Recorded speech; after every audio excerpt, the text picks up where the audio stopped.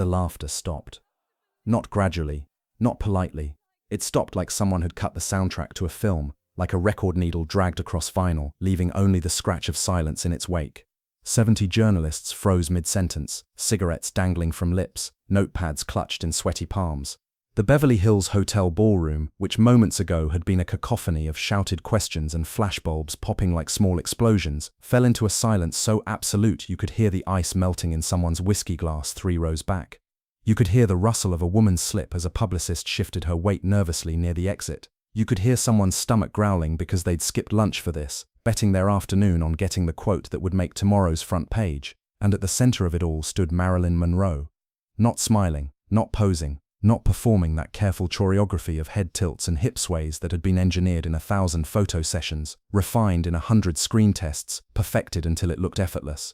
Just standing, her hands pressed flat against the white linen tablecloth in front of her, fingers splayed like she was trying to keep the earth from tilting. Her eyes, those famous blue eyes that had launched 1,000 magazine covers, that had been described as bedroom eyes and baby doll eyes and every other objectifying metaphor men could invent, were locked onto something across the room. Something the cameras hadn't noticed, something the veteran reporters, in their expensive suits and cheap cologne, had dismissed as unimportant. Collateral damage in the blood sport of Hollywood journalism.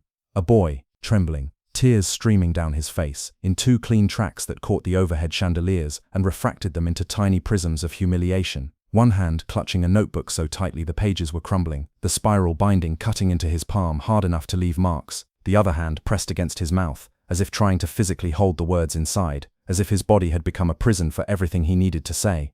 His glasses, thick black frames held together with medical tape at one corner, had slipped down his nose. His suit jacket, clearly borrowed or bought second-hand, hung off his narrow shoulders like it was ashamed to be seen with him. I'm s. He couldn't finish. The word was stuck somewhere between his brain and his tongue, caught in that terrible machinery of self-consciousness and fear that turns speech into torture. And Marilyn Monroe, the woman they called a dumb blonde, the sex symbol, the studio asset, the carefully controlled product worth millions in box office revenue and merchandising deals, the woman who was contractually obligated to smile and wave and never ever make waves, she walked, not toward the microphones where the questions were waiting, sharp and hungry, not toward the photographers who were already calculating which angle would sell the most copies, not toward the studio executives who were frantically waving her back to her mark, back to the script, back to being the good girl who did what she was told. She walked toward the boy, and in that moment, as her heels clicked against the marble floor with the rhythm of a heartbeat, everything changed. But to understand why she walked, why she couldn't stop herself, even though every survival instinct she'd learned in 12 years of Hollywood was screaming at her to sit down, smile, and let it pass, you have to go back to before the cameras, to before the laughter, to the moment when a young man with a dream walked into a room full of predators and didn't realize he was bleeding until it was too late. May 14th, 1956. The Beverly Hills Hotel. 2:47 p.m. The air was thick with cigarette smoke and ambition. 2 things that always went together in Hollywood. 2 things that would kill you slowly if you breathed them in too long.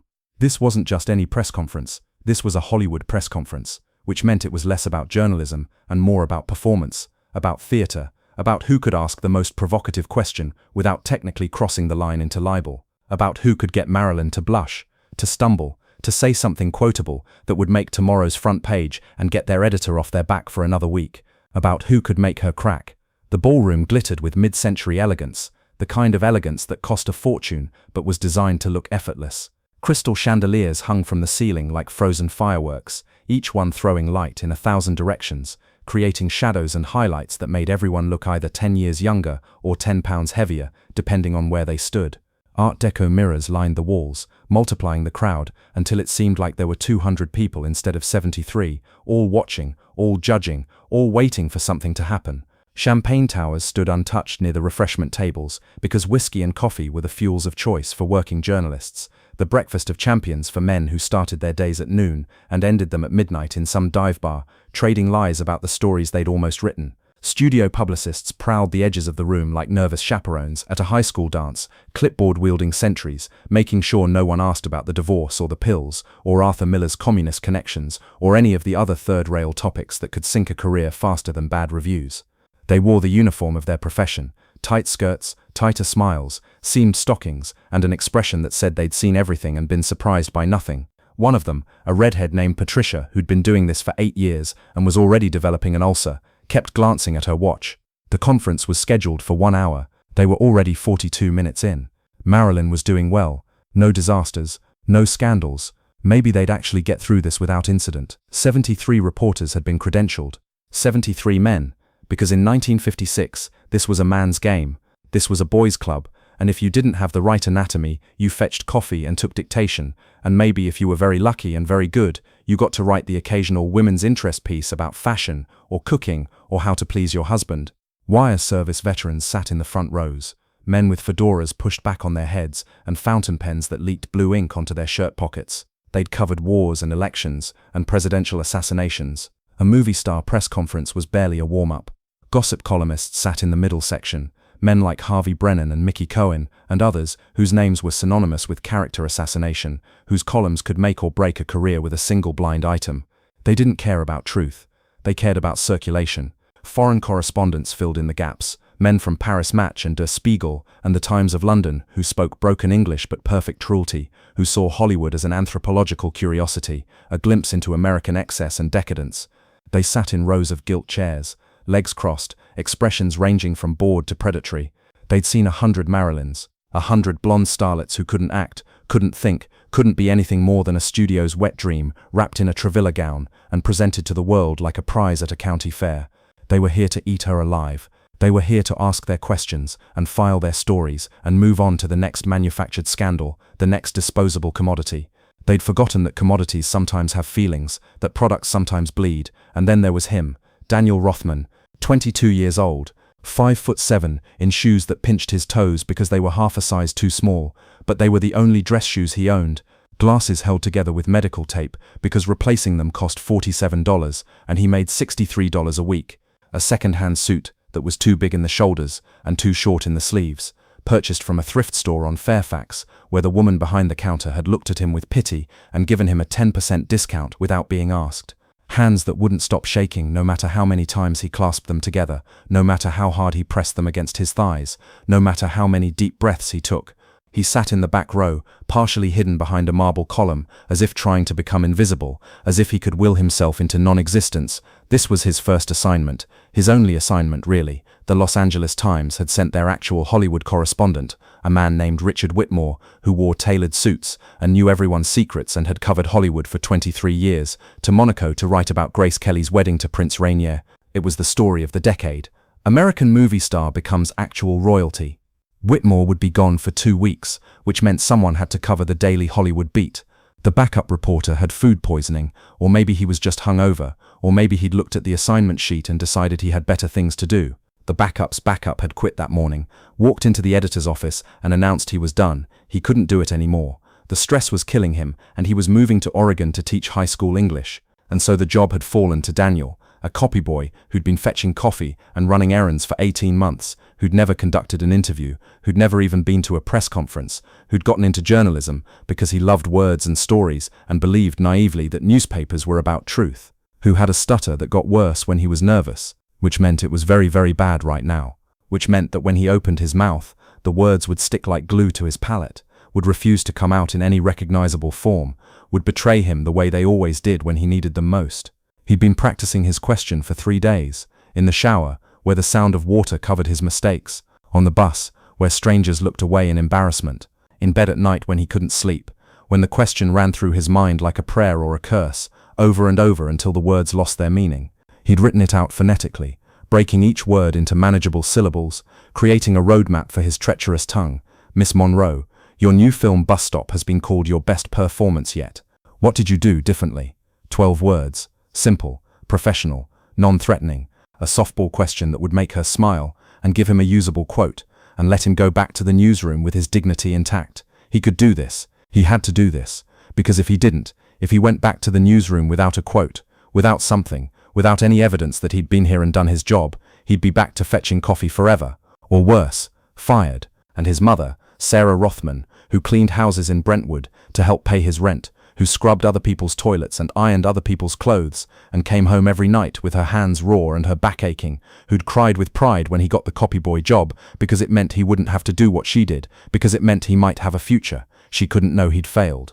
She couldn't know that her son, the boy she'd sacrificed everything for, wasn't strong enough to ask one simple question. The doors opened.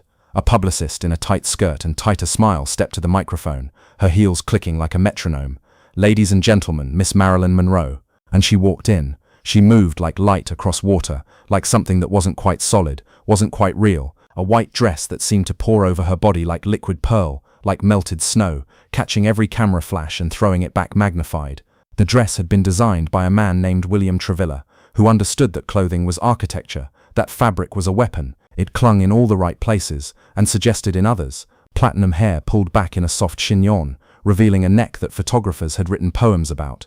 Lips painted the color of roses after rain, a very specific shade that had been mixed by Max Factor himself after testing 17 different variations under different lighting conditions.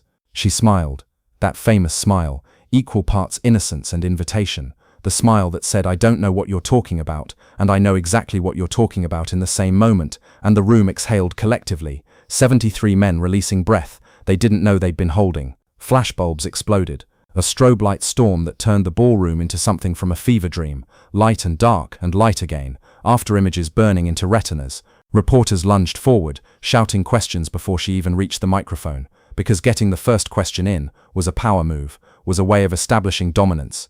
"Marilyn, are you and Arthur Miller engaged? Is it true you're studying at the Actors Studio with Lee Strasberg? Have you spoken to Joe DiMaggio since the divorce? Marilyn, is it true you sleep nude? What do you say to critics who claim you can't act? Is your hair really blonde? How do you respond to the rumors about your past?" Questions came like machine gun fire, rat-a-tat-tat, each one designed to provoke, to penetrate, to draw blood. She laughed. That breathy musical laugh that had been engineered in acting classes and refined through practice, the laugh that made men feel clever even when they were being cruel. "Gentlemen, please, one at a time. I'm only one person." She took her seat behind a table draped in white linen. A water glass sat precisely 3 inches from the table edge. A single rose in a crystal vase, red petals already beginning to curl. Studio branding everywhere. 20th Century Fox presents, as if she were a product launch, which in a way she was.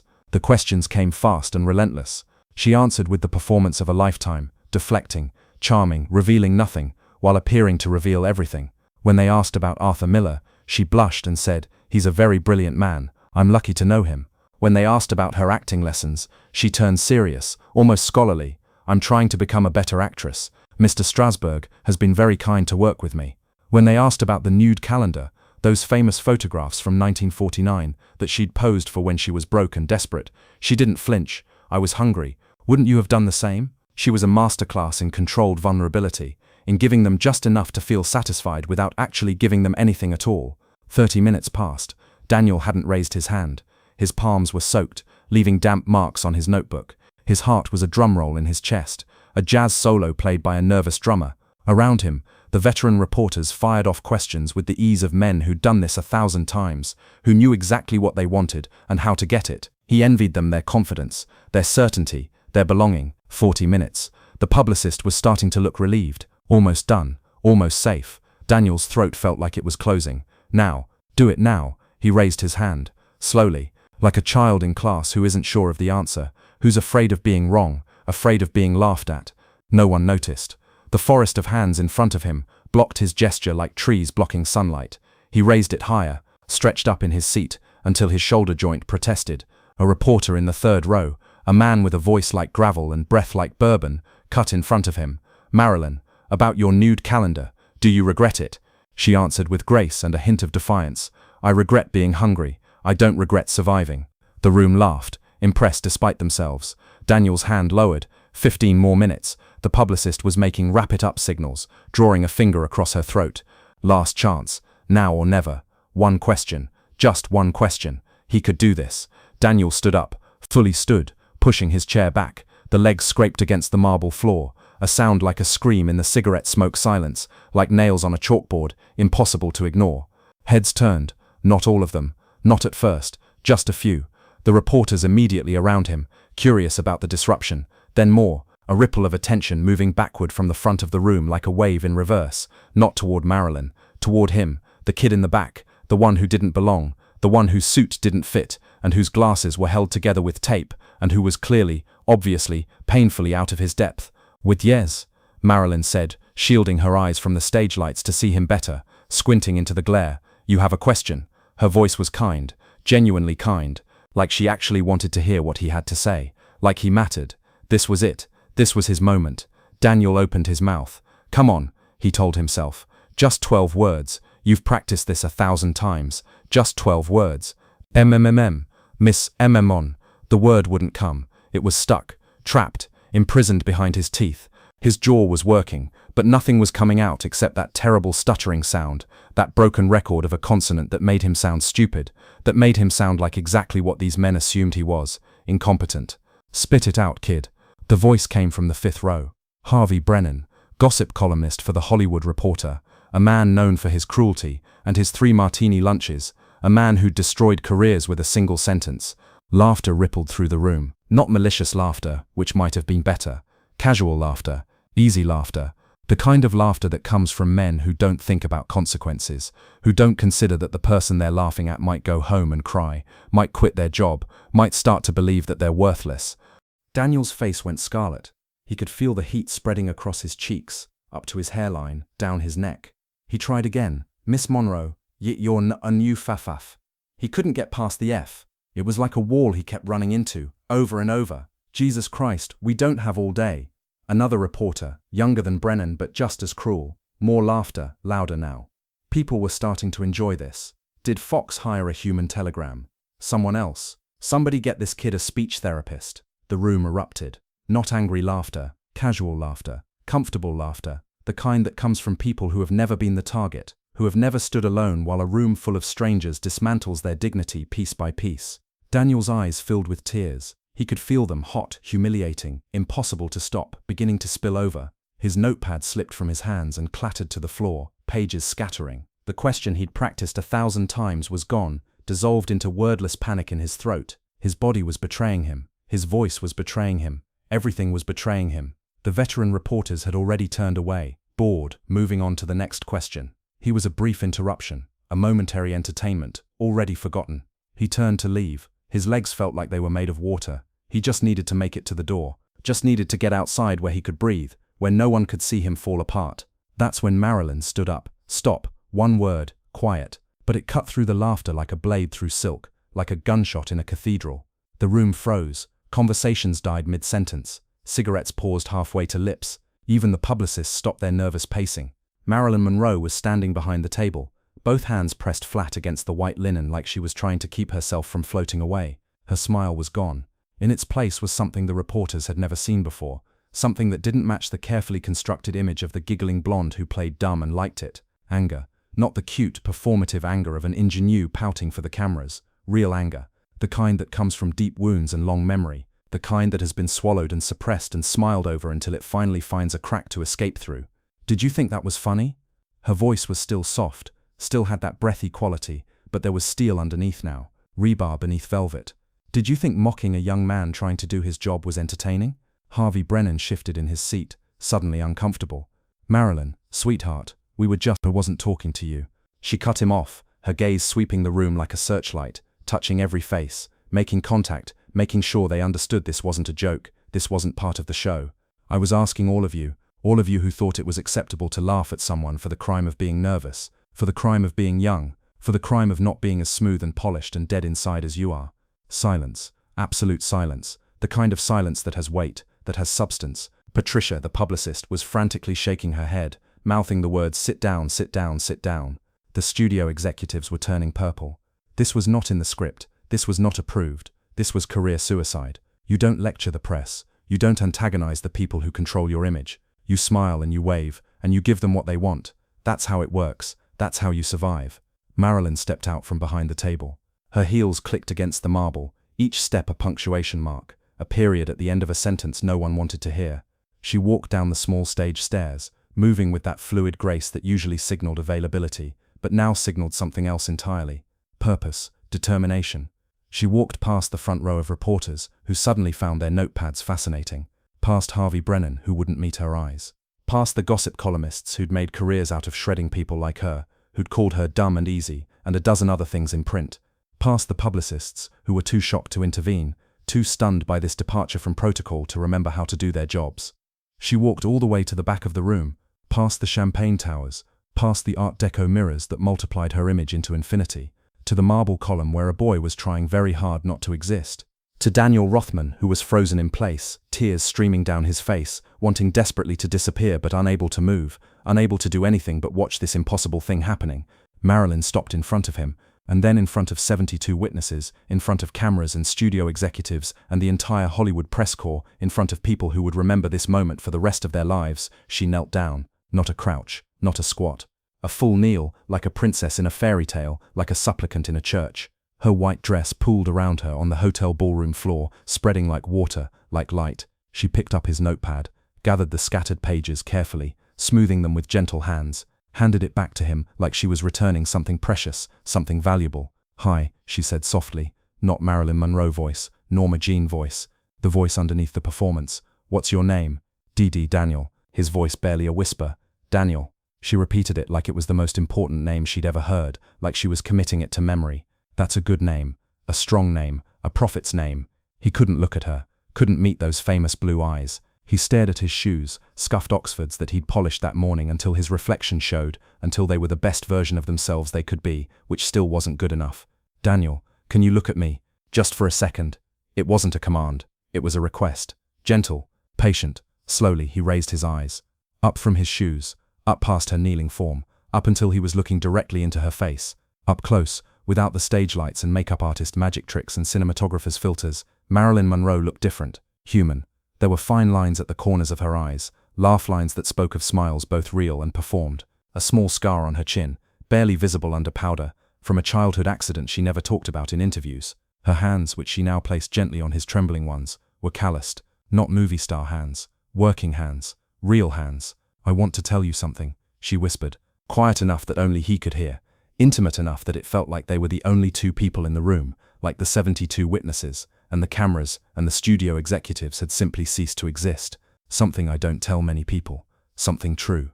He nodded, unable to speak, barely able to breathe. "When I was a little girl, before I was Marilyn, when I was just Norma Jean, when I was nobody, I stuttered too." His eyes widened. "It's true.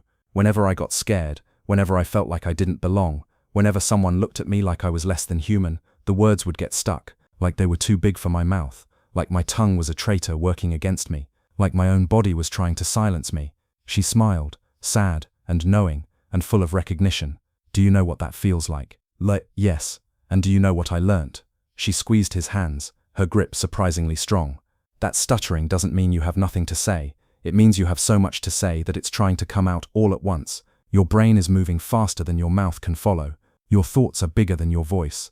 That's not weakness, Daniel. That's not something to be ashamed of. That's passion. That's caring so much about getting it right that your body can't keep up with your mind." A tear rolled down his cheek.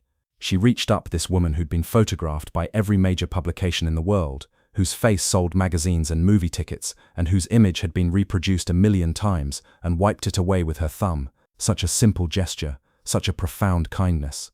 "Those men out there," she continued, glancing back at the room of reporters who were watching in stunned silence, who looked like they'd been turned to stone, "they laugh because they're scared. Scared that someone like you, someone real, someone honest, someone who still cares about truth, might tell better stories than they do, might ask better questions, might actually care about the people behind the headlines instead of just the headlines themselves.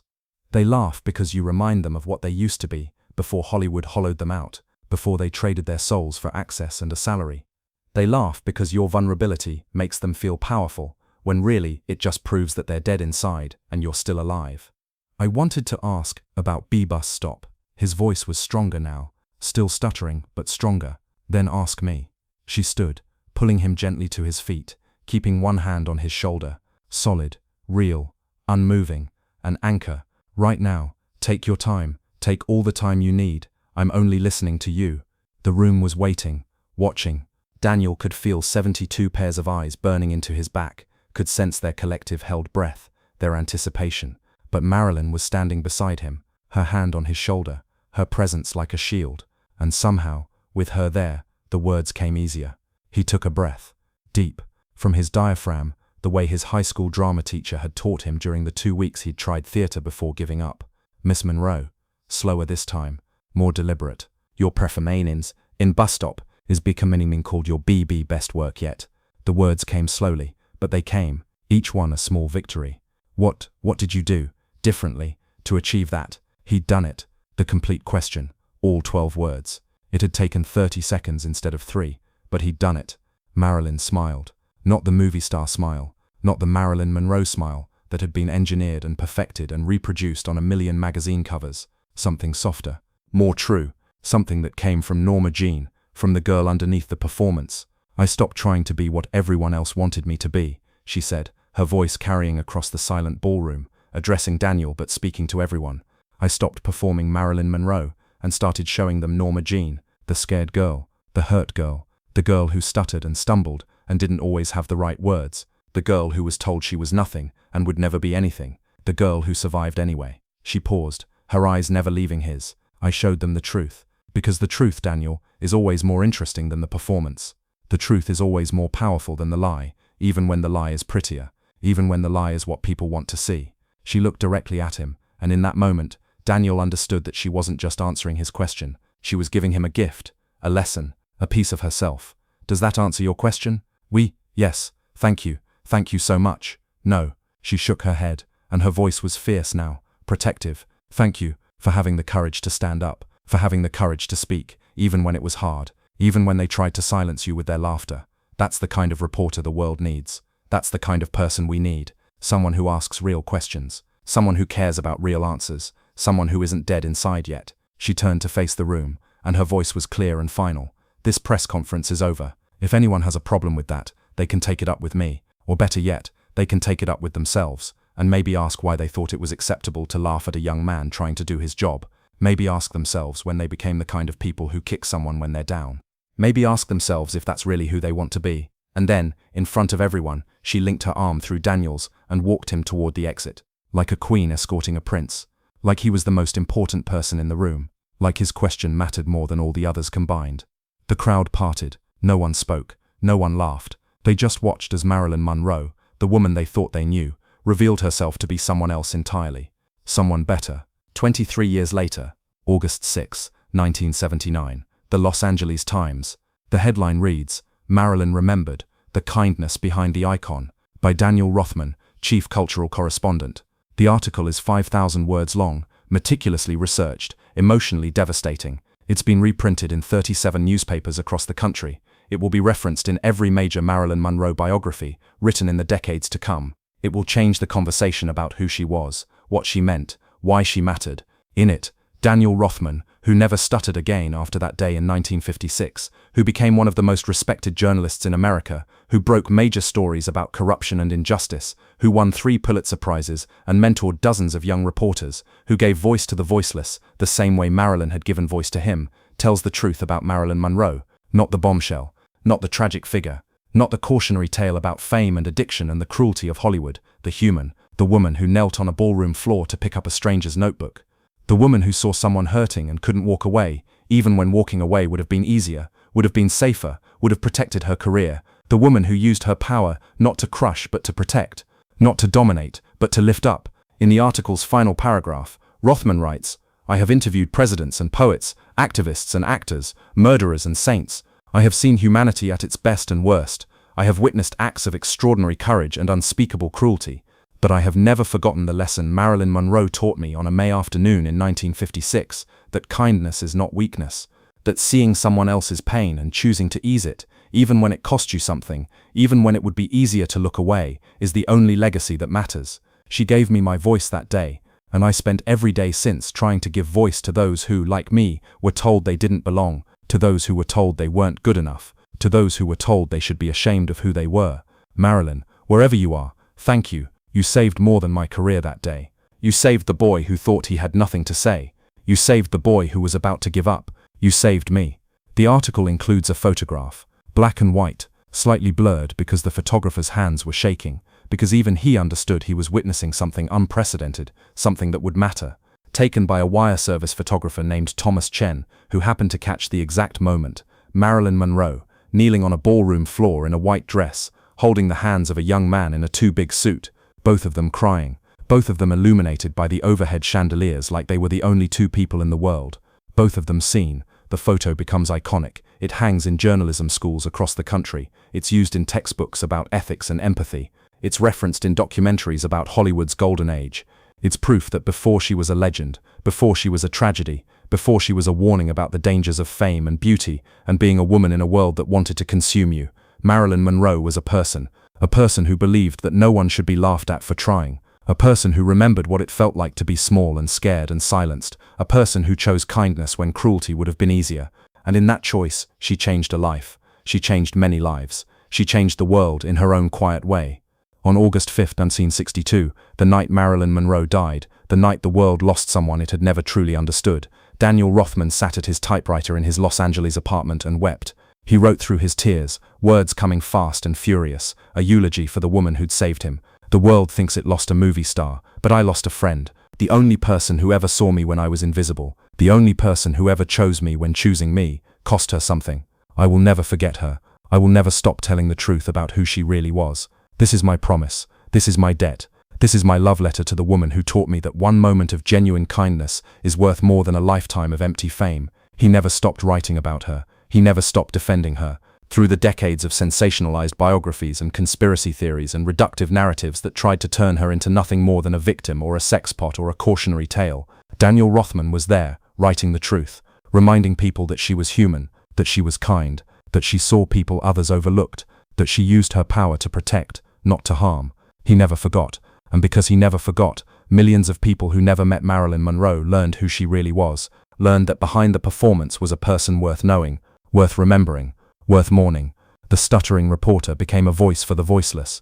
The boy who couldn't speak became the man who spoke truth to power. All because a woman in a white dress knelt down and said, "I see you. You matter. Your voice matters." All because Marilyn Monroe remembered what it felt like to be silenced and chose to break the silence for someone else. That is the legacy. Not the films, though they endure. Not the photographs, though they define an era. Not the scandals or the marriages or the tragic ending. The legacy is simpler, kinder, more profound. The legacy is this: she saw people, she saw their pain, and she did something about it. And in doing that, she proved that fame and power and beauty are only valuable if you use them to make someone else's life better. Only valuable if you choose kindness over cruelty. Only valuable if you remember that everyone you meet is fighting a battle you know nothing about and deserves to be treated with dignity. Daniel Rothman died in 2003, at the age of 69. His obituary in the Los Angeles Times, written by one of the many young journalists he'd mentored over the years, opened with this sentence: Daniel Rothman never forgot the woman who gave him his voice. At his funeral, 47 journalists who'd worked with him over the decades each shared a story of how Daniel had helped them when they were struggling, how he'd seen them when others overlooked them, how he'd given them a chance when no one else would, how he'd passed on the gift Marilyn Monroe had given him, how he'd multiplied her kindness across generations. That is how legacy works. Not in grand gestures or headlines, in quiet moments, in choices that ripple outward like stones dropped in still water, creating waves that touch shores you'll never see.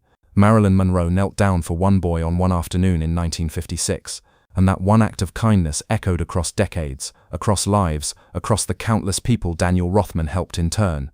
That is the untold legacy. That is what matters. That is what endures.